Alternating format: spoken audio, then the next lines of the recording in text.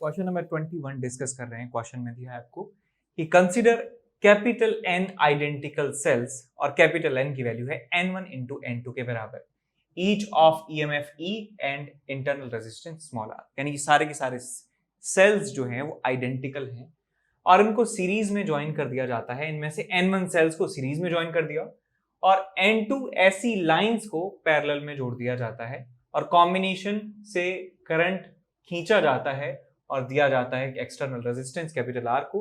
तो आपको current calculate करना है एक्सटर्नल रेजिस्टेंस में कितना होगा। तो सिचुएशन कुछ ऐसी है हमारे पास कि N1 जो सेल्स हैं हमारे पास वो सीरीज में लगा दिए हुए हैं। इस तरीके से N1 सेल्स जो हैं वो सीरीज में हमने लगा दिए। ये हमारे पास फर्स्ट, सेकंड, थर्ड, फोर्थ और ये N1 सेल हमारे पास है और ऐसी जो लाइंस हैं वो N2 लाइंस हमने लगा दी हैं नीचे। ऐसी N2 लाइंस जो हैं हमने नीचे लगा दी हैं एक सेम। ऐसी हमारे पास N2 लाइंस हैं और फाइनली हमने इस पूरे सिस्टम को कनेक्ट कर दिया है एक एक्सटर्नल रेजिस्टेंस कैपिटल आर से। कैपिटल आर से हमने इस पूरे सिस्टम को कनेक्ट कर दिया है। तो हमें बताना है कि इस रेजिस्टेंस में कितना करंट जा रहा होगा। तो पहले एक लाइन की तरफ देखिए। एक लाइन में N1 आइडेंटिकल सेल्स हैं, तो इन पूरी लाइन का जो इक्विवेलेंट ईएमएफ और इक्विवेलेंट इंटरनल रेजिस्टेंस होगा एक लाइन का, वो कितना होने वाला है N1 इंटू ई और इनका इंटरनल रेजिस्टेंस जुड़ जाएगा आपस में, तो हो जाएगा N1 इंटू आर। अब ऐसी ही बेटा कितनी लाइंस हैं, ऐसी ही कितनी लाइंस हैं आपके पास N2 लाइंस हैं। तो हम जानते हैं कि आइडेंटिकल सेल को जिसका इंटरनल रेजिस्टेंस भी बराबर है, पैरेलल में कितना भी कनेक्ट कर दिया जाए तो उनके ईएमएफ पे कोई असर नहीं पड़ता है, लेकिन उनका इंटरनल रेजिस्टेंस ये जो है वो जितनी लाइंस हैं उतनी ही उस नंबर से ही उसको डिवाइड कर दें उसके बराबर हो जाता है। तो मैं इस पूरे सिस्टम को कह सकता हूं कि इस ईएमएफ पे तो कोई असर नहीं पड़ेगा, ये अभी भी इतना रहेगा N1 इंटू ई के बराबर, लेकिन इनका इंटरनल रेजिस्टेंस हो जाएगा N1 R बाय N2 के बराबर। R बाय N आपने सुना होगा, तो वैसे ही इसका खुद का internal resistance divided by N ये हो जाता है। अब इसको कनेक्ट किया जाता है एक एक्सटर्नल रेजिस्टेंस कैपिटल R के थ्रू, तो आपको करंट बताना है कितना होगा। तो करंट के लिए आप क्या करें, करंट लिख सकते हैं कि टोटल ईएमएफ कितना है N1E divided by total resistance कितना है capital R plus N1 R1 bye N2 के बराबर। इसको और सिंप्लीफाई कर सकते हैं तो आपको यहाँ पे मिल जाएगा answer that N1 into N2 into E divided by N2 into R plus N1 into R, small r, R1 की जगह स्मॉल r। तो N1 और N2 जो है N1 इंटू N2 किसके बराबर दिया है कैपिटल N के बराबर, तो आपको मिल जाएगा capital N E divided by N1 small r plus N2 into capital R। ये आपको टोटल करंट मिलने वाला है। सेकंड पार्ट में आपसे पूछा है कि assuming that N1 and N2 can be continuously varied, N1 और N2 को हम वेरी कर सकते हैं, find the relation between N1 and N2। N1 और N2 के बीच में रिलेशन बताना है और R के बीच में, जिससे करंट जो है मैक्सिमम हो सके। तो यहां पे हम करंट की बात करें, करंट हमारे पास है कितना NE divided by small n into R plus N1 into R plus N2 into capital R। तो यहां आप देख सकते हैं बेटा कि ये जो कैपिटल N है this is the number of total cells, ये कांस्टेंट है, ये कांस्टेंट है, तो न्यूमरेटर इसका कांस्टेंट है, लेकिन हम डिनोमिनेटर को वेरी कर सकते हैं। तो करंट को मैक्सिमाइज करने के लिए, करंट को मैक्सिमाइज करने के लिए ये जो डिनोमिनेटर है इसको मिनिमम होना पड़ेगा। इसको क्या होना पड़ेगा, मिनिमम होना पड़ेगा। तो यहाँ पे मैं लिख सकता हूँ कि डिनोमिनेटर को मैं z मान लेता हूँ, लेट डिनोमिनेटर बी z। तो ये N1 into R plus N2 into R, इसको हमें क्या करना है, इसको मिनिमाइज करना है। तो मिनिमाइज करने के जो है काफी सारे तरीके हो सकते हैं आपके पास। तो यहाँ पे मैं इसको स्क्वायर की फॉर्म में लिख रहा हूँ, इसको होल स्क्वायर की फॉर्म में लिखना चाहता हूँ। So under root of N1 R minus N2 R का होल स्क्वायर यदि हम इसे लिख देते हैं तो आपको मिलेगा N1 R plus N2 R minus of 2 times this into this, तो हम यहाँ पे कॉम्पनसेटरी प्लस लगा देते हैं, 2 times under root of n1 n2 r capital R। ये मैं इस z को लिख सकता हूं। अब आपको इसकी मिनिमम वैल्यू निकालनी है, तो आप देखिए इसकी मिनिमम वैल्यू कितनी हो सकती है, इसकी मिनिमम वैल्यू हो सकती है 0 के बराबर, तो इसकी वैल्यू 0 हमें मिल जाएगी। वो कब पॉसिबल है कि n1 इंटू आर का under root minus under root of n2 into R, ये सब 0 के बराबर हो जाए।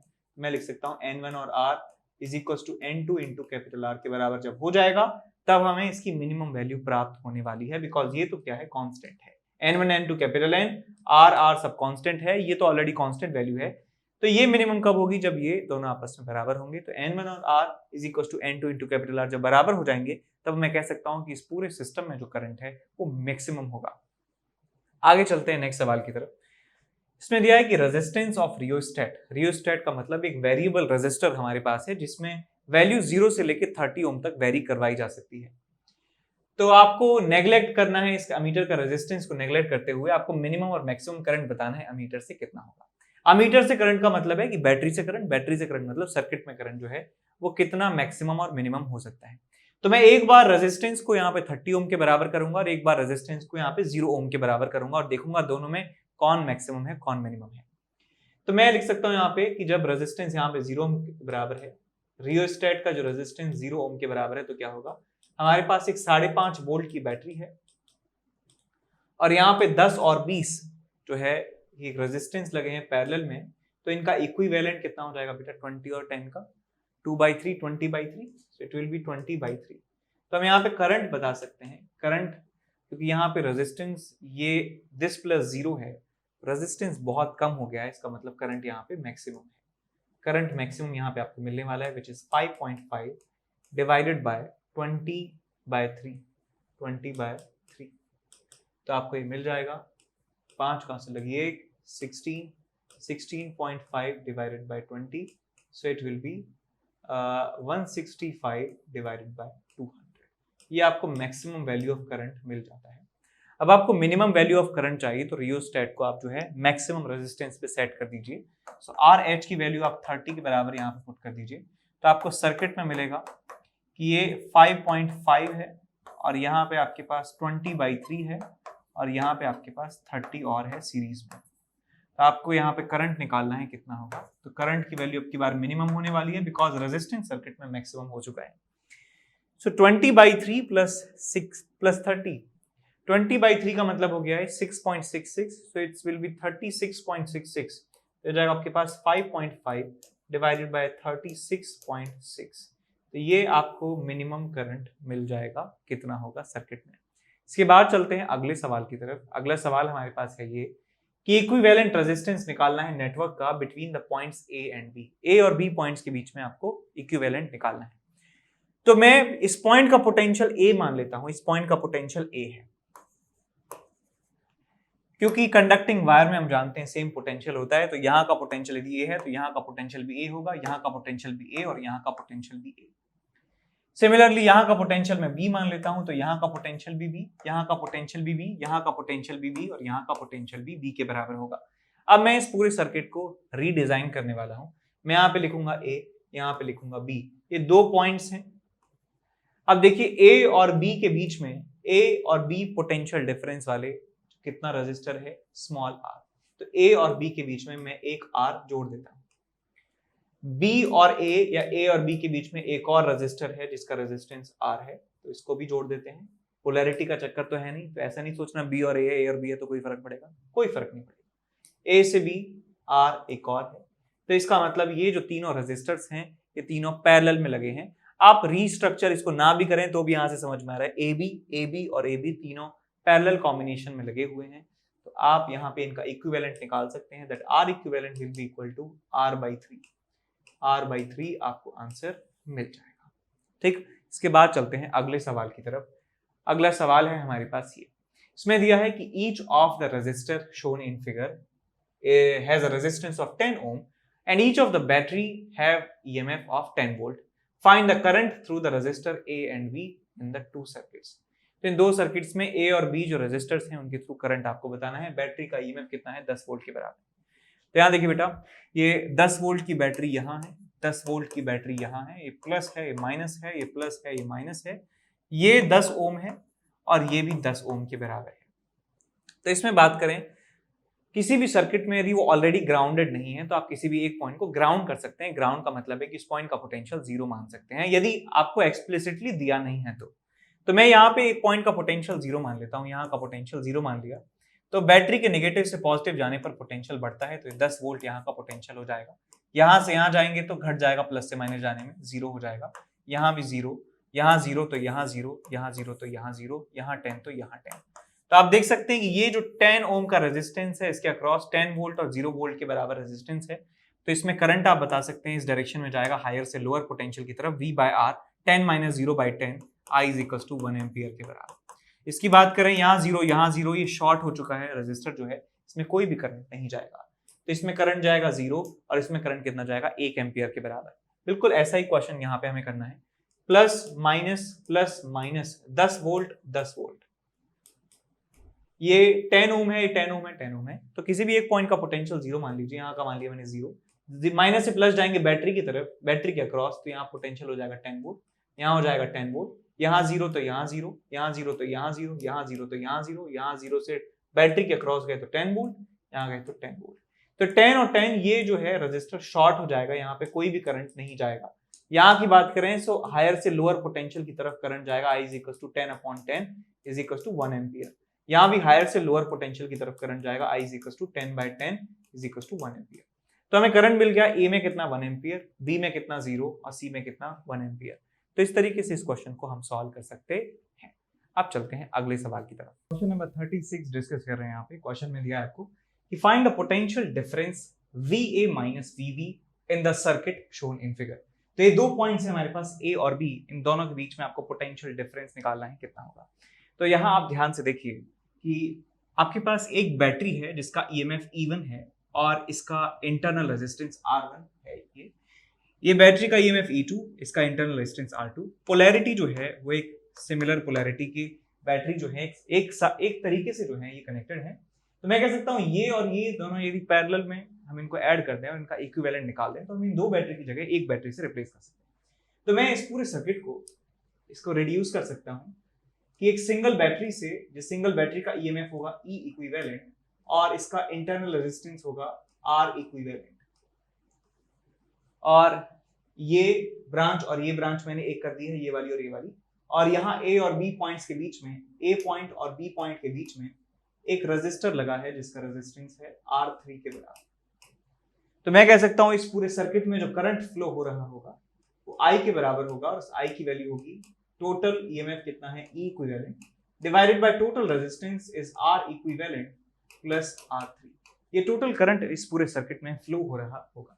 अब हमें निकालना है कि इस पॉइंट और इस पॉइंट के बीच का पोटेंशियल डिफरेंस। तो मैं यहाँ पे लिख सकता हूँ potential difference between A and B, VA minus VB is equals to E equivalent by R equivalent plus R3। मैं बेसिकली ओम्स लॉ का इस्तेमाल करने वाला हूँ कि इस रेजिस्टर के अक्रॉस जो पोटेंशियल का डिफरेंस है that is equals to current in this resistor into value of this resistance. यहाँ पे आ जाएगा R3। तो हमें आंसर मिल गया E equivalent into R3 divided by R equivalent plus R3। अब E इक्विवेलेंट की वैल्यू मैं लिखने वाला हूँ। E इक्विवेलेंट का मतलब है कि दो batteries E1 E2 R1 R2 parallel में कनेक्टेड हैं, तो यहाँ पे E इक्विवेलेंट आप लिख सकते हैं E1 by R1 plus E2 by R2 divided by 1 upon R1 plus 1 upon R2 which is equals to 1 upon R equivalent. तो इसको आप लिख सकते हैं E1 by R1 plus E2 by R2 और यहाँ पे आ जाएगा आपके पास R इक्विवेलेंट। तो E इक्विवेलेंट की वैल्यू आप यहाँ पे पुट कर दीजिए तो आपको देखिए क्या मिलता है, VA minus VB is equal to E equivalent which is E1 by R1 plus E2 by R2 into R equivalent into R3 और यहाँ पे आ जाएगा आपके पास R equivalent plus R3। अब इस पूरी इक्वेशन को मैं डिवाइड करने वाला हूँ R equivalent R3 से। R equivalent R3 से न्यूमरेटर और डिनोमिनेटर में डिवाइड करेंगे तो कोई असर इस एक्सप्रेशन पे नहीं पड़ेगा, बस इसकी शक्ल चेंज हो जाएगी, इंटरनल सेम रहेंगे। E1 by R1 plus E2 by R2 और यहाँ आ जाएगा आपके पास 1 अपॉन R इक्विवेलेंट और यहाँ आ जाएगा प्लस 1 अपॉन R3। यहाँ 1 अपॉन R3 आएगा, 1 अपॉन R इक्विवेलेंट मैंने एक पहले लिख दिया, एक बाद में लिखा है। अब यहाँ देखिए 1/r इक्विवेलेंट को लिख सकता हूँ 1/r1 प्लस 1/r2। तो आपके पास ये बन जाएगा that VA minus VB is equal to E1 by R1 plus E2 by R2 divided by 1/R1 plus 1/R2 plus 1/R3। ये आपके पास मिल जाएगा आपका answer. This is the potential difference between A and B। अब इसके बाद दूसरे सवाल की तरफ चलते हैं। दूसरे सवाल को देखिए। अब यहां देखिए बेटा कि हमारे पास जो दो बैटरीज थी, यहाँ पे उनके पॉजिटिव टर्मिनल जो है A की तरफ थे और यहाँ पे जो पॉजिटिव टर्मिनल है बैटरी का वो भी A की तरफ है। तो इस सर्किट को यदि मैं 90 डिग्री एंटी क्लॉकवाइज डायरेक्शन में रोटेट कर देता हूं, इस सर्किट को 90 डिग्री एंटी क्लॉकवाइज जो मैं रोटेट कर देता हूं, तो ये आप देख सकते हैं कि ये क्लियरली ये सर्किट बन जाता है। बस इसकी ऊपर वाली ब्रांच को मैंने थोड़ा सा ऐसे ट्रायंगुलर शेप दे दिया है मैंने, और यहाँ पे भी इसको ट्रायंगुलर शेप दे दिया है। तो ये सर्किट और ये सर्किट बिल्कुल आइडेंटिकल है। ठीक है, आप इस बैटरी की और इंटरनल रेजिस्टेंस की जो पोजीशन है, लोकेशन है, इसको एक्सचेंज कर दें, इंटरचेंज कर दें, तो सर्किट पे कोई भी असर नहीं पड़ता है। ये बात आप ध्यान भी रखना। ये R2 को यहां लिख दूं और E2 को यहां लिख दूं बिना पोलैरिटी चेंज किए तो कोई असर नहीं पड़ेगा। तो ये सर्किट बिल्कुल आइडेंटिकल है। तो जो इसका आंसर आया है वही इसका आंसर आएगा। सेम, एग्जैक्ट सेम है। इसको बस 90 डिग्री आपको एंटी क्लॉकवाइज घुमाना है तो सेम सर्किट आपको मिल जाएगा। अब इसके बाद चलते हैं अगले सवाल की तरफ। अगला सवाल है question number 39। We have to find the current in the 3 resistors as shown in figure. 3 resistor हैं 1 ओम के, और इन तीनों में आपको करंट की वैल्यू कैलकुलेट करनी है। तो ऐसे क्वेश्चंस में जहां पे बहुत सारे नंगे तार होते हैं, नंगे तार का मतलब है कि जहां पे प्लेन वायर, प्लेन कंडक्टर है, तो ऐसे क्वेश्चंस में बेनिफिशियल होता है कि मैं किसी भी एक पॉइंट को ग्राउंडेड कर दूं, यानी कि एक पॉइंट का पोटेंशियल 0 मान लूं यदि ऑलरेडी उसमें कोई पॉइंट ग्राउंडेड नहीं है। तो एक सर्किट है जिसमें ऑलरेडी नहीं बताया आपको कि ये पॉइंट का पोटेंशियल 0 है, तो हम किसी भी एक पॉइंट का, अपनी मनमर्जी के पॉइंट का पोटेंशियल 0 मान सकते हैं। तो जो वायर है सबसे ज्यादा बड़ा है और ज्यादा उसमें बैटरीज लगी हैं, रजिस्टर कम है, बैटरी ज्यादा है, तो वहां का पोटेंशियल 0 मानने से थोड़ी सी कन्वीनियंस रहती है। तो मैं किसी भी एक पॉइंट का पोटेंशियल मान लेता हूँ 0, इसका पोटेंशियल मान लेता हूँ 0। बैटरी के नेगेटिव से पॉजिटिव टर्मिनल की तरफ जाएंगे तो 2 वोल्ट इसका पोटेंशियल हो जाएगा। यहां से फिर जाएंगे माइनस से प्लस, तो ये जाएगा आपके पास 2 + 2 4, 4 से इधर जाएंगे तो 4 और 2 6। प्लेन वायर में पोटेंशियल चेंज नहीं होगा, 6 यहाँ पे। प्लस से माइनस जाएंगे बैटरी में, तो 6 - 2 कितना हो जाएगा 4, 4 - 2 कितना हो जाएगा 2, 2 - 2 कितना हो जाएगा 0। तो आप देख सकते हैं कि इस 1 ओम रेजिस्टर के अक्रॉस जो पोटेंशियल का डिफरेंस है 0 के बराबर है। यहाँ पे भी पोटेंशियल सेम है, पोटेंशियल डिफरेंस 0 है। यहाँ पे भी पोटेंशियल सेम है, यानी पोटेंशियल डिफरेंस 0 है। इसका मतलब यहाँ पे भी 0 करंट, यहाँ पे भी 0 करंट, यहाँ पे भी 0 करंट, क्योंकि रेजिस्टर में करंट फ्लो कराने के लिए हमें एक नॉन जीरो पोटेंशियल डिफरेंस की आवश्यकता होती है। तो पोटेंशियल डिफरेंस होगा तभी करंट फ्लो होगा, पोटेंशियल डिफरेंस नहीं है तो कोई भी करंट फ्लो नहीं होगा। इसका मतलब सारे जितने भी रेजिस्टर्स हैं उन सब में करंट की वैल्यू जो है 0 के बराबर होने वाली है। ठीक, अब अगले सवाल की तरफ चलते हैं, क्वेश्चन नंबर 41 की तरफ। क्वेश्चन नंबर 41 में दिया है आपको कि इक्विवेलेंट रेजिस्टेंस आपको निकालना है इस पूरे सिस्टम का ए और बी के बीच में। तो हमारे पास पहला सर्किट है कुछ इस तरीके से, और इस पहले सर्किट में आप देख सकते हैं कि क्लियरली आपको मिरर सिमेट्री दे रखी है। यदि यहाँ पे मैं एक लाइन बना देता हूं, एक प्लेन मिरर रख देता हूं, तो इसका मिरर इमेज जो है, इसका मिरर इमेज बन जाएगा। और मिरर सिमेट्री यदि इसमें है, यदि यहां से करंट I1 जा रहा है तो यहाँ पे भी करंट जो है I1 जाएगा। यहाँ पे करंट यदि I2 जा रहा है तो यहाँ पे भी करंट कितना जाएगा, I2 जाएगा। तो आप क्लियरली देख सकते हैं बेटा, I1 करंट आया गया, I2 करंट आया गया, तो इसका मतलब ये वाला जो रेजिस्टेंस है किसी काम का नहीं है। तो इस वाले रेजिस्टेंस को आप हटा सकते हैं, ये यूजलेस है, वर्थलेस है, कोई इसका काम यहाँ पर नहीं है। तो हमारे सर्किट जो है, जो रिजल्टेंट सर्किट जो हमें मिलेगा उसमें ये नहीं होगा, बाकी सब होने वाला है। तो मैं इसको दोबारा ड्रॉ कर देता हूँ। ये पॉइंट है A, ये पॉइंट है B, और यहाँ पे एक रेजिस्टेंस R, एक और रेजिस्टेंस R, यहाँ एक और रेजिस्टेंस R, और यहाँ पे एक और रेजिस्टेंस R, और यहाँ पे एक और रेजिस्टेंस R। तो R और R का इक्विवेलेंट 2R, R और R का इक्विवेलेंट 2R, 2R और 2R जो हैं ये पैरेलल में लगे हैं, तो 2R और 2R का इक्विवेलेंट हो जाएगा R, R और R फिर पैरेलल में लगे हैं, तो R और R का इक्विवेलेंट R/2। तो R इक्विवेलेंट आपको मिलने वाला है R/2 के बराबर। तो ये पहला पार्ट था। दूसरे पार्ट की बात करें, यहाँ पे आपके पास जो है फोल्डिंग सिमेट्री मिल रही है। फोल्डिंग सिमेट्री का मतलब क्या है कि इन दो पॉइंट्स के बीच में आपको इक्विवेलेंट निकालना है। यदि उनको ज्वाइन करते हुए एक लाइन में बना देता हूं, और इसको फोल्ड करने पे ये इसको ओवरलैप कर ले तो इसको फोल्डिंग सिमेट्री कहते हैं। तो हम क्या करेंगे, इसको फोल्ड कर देंगे, बिल्कुल इसको फोल्ड कर देंगे, इस यहां से फोल्ड कर देंगे, इसको इसके ऊपर ओवरलैप करा देंगे। तो देखिए बेटा, ये ओवरलैप होगा इसके साथ, ये ओवरलैप होगा इसके साथ, ये ओवरलैप होगा इसके साथ, ये ओवरलैप होगा इसके साथ, ये ओवरलैप होगा इसके साथ। तो आपके पास इक्विवेलेंट जो सर्किट मिलेगा वो देखिए क्या होगा, ये और ये पैरेलल में हो जाएंगे। तो ये पॉइंट ए, ये पॉइंट है बी, सो इन दोनों का कोई भी ओवरलैप नहीं हो रही है। तो यहाँ पे दो रेजिस्टर बना दिए, यहाँ पे एक रेजिस्टर है R/2 का, R/2, R और R R/2 हो जाएंगे, एक के ऊपर एक जाएंगे, तो ये R और ये R R/2 हो जाएगा, ये बन जाएगा आपके पास R/2, और फिर यहां से एक और R/2, और यहाँ पे एक और R/2, और यहाँ पे एक और R/2। तो ये सिचुएशन आपको मिलने वाली है। इसको दोबारा से और ढंग से ड्रॉ कर देता हूं मैं, तो आपको यहाँ पे कुछ ऐसा मिलने वाला है।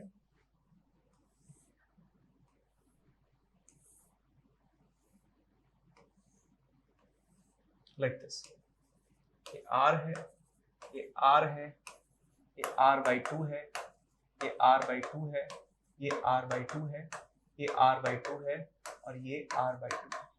ये पॉइंट है A, ये पॉइंट है। आप फिर से यहाँ देख सकते हैं कि क्लियरली यहाँ पे मिरर सिमेट्री आपको मिल रही है। यदि इसके बीच में मैं एक मिरर लगा देता हूं तो ये इसका मिरर इमेज है या ये इसका मिरर इमेज है। तो इन ब्रांचेस में जो करंट है सेम फ्लो होगा। यदि इसमें करंट I1 के बराबर जा रहा है तो इसमें भी करंट I1 के बराबर जाएगा, और यदि इसमें करंट I2 के बराबर है तो इसमें भी करंट I2 के बराबर जाएगा। तो आप क्लियरली देख सकते हैं करंट I2 से I2 हो गया, I1 से I1 हो गया। इसका मतलब ये जो कनेक्शन है ये भी व्यर्थ है, किसी काम का नहीं है। तो इस कनेक्शन को भी आप जो है क्या कर सकते हैं, हटा सकते हैं। इस ब्रांच से ये कनेक्शन हटा सकते हैं, बिकॉज कोई भी काम यहाँ पे नहीं कर रहा है। तो ये दोनों जो रेजिस्टेंसेस हैं ये सीरीज में हो जाएंगे। R/2 और R/2 का इक्विवेलेंट कितना हो जाएगा, बताइए। R/2 और R/2 का सीरीज इक्विवेलेंट होगा R, और R/2 का इक्विवेलेंट कितना होगा, R/3। ये R/3। तो आपके पास इक्विवेलेंट क्या मिलेगा, ये R है, ये R है, ये R/2, ये R/3, और ये R/2, ये आपस में सीरीज में है। सो R/2 कितना हुआ, R प्लस R/3 कितना हुआ, 4R/3, 4R/3 और 2R आपस में पैरेलल में है। सो 2R और 4R/3 आपस में पैरेलल है। 3 6 और 4 10/3, R से R गया, 3 से 3 गया, 2 से 5 गया, आपको मिल गया यहाँ से 4R/5। So equivalent resistance between A and B आपको मिलेगा 4R/5 के बराबर।